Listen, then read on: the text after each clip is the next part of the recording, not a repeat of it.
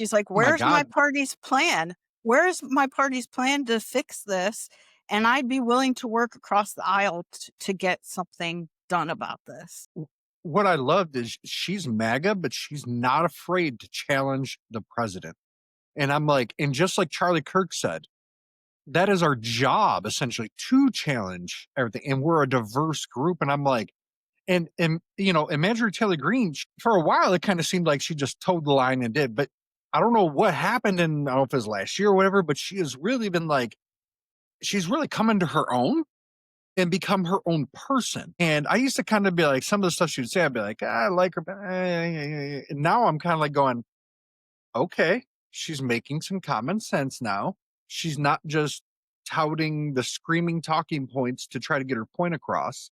She's actually coming with substance, and I'm like, she could really bring some of the MAGA people a little bit more towards the center to get some things done because of there's a lot of MAGA who don't like her now, to be fair. I guess it's just the substance, is that she's presenting it and she's trying to be a little bit more balanced, especially with healthcare, right? Because she doesn't advocate necessarily a socialized system, but she's like, hey, I've heard her say things about, state level, which I'm for at the state level. If a state wants to come up with some kind of solution like that, if that's what the state wants, that's the state's choice. And if you have a state that can't afford it, right? Like they do it, but there's like shortfalls because of whatever, like an industry collapses. So, the tax revenue comes out from underneath them suddenly. To me, and I know that that's not popular among conservatives, but I think that to me, okay, that's where the federal government can step in to try to go, okay, we're going to help you shore this up till we can get this figured out.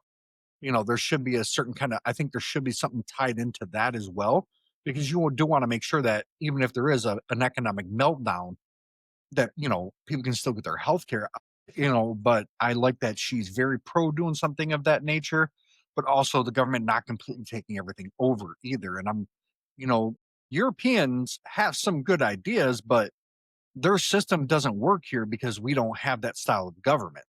Like you can't put a European system in America because we don't work like that fundamentally. Well, but we were talking about this too. Most European countries are the size of a state, if that. Hmm. And so it would, they do, but you can also talk to people. Canada has nationalized healthcare, and a lot of Canadians come here to get specialized services, and there are a lot of delays and there are a lot of problems in some of those systems as well.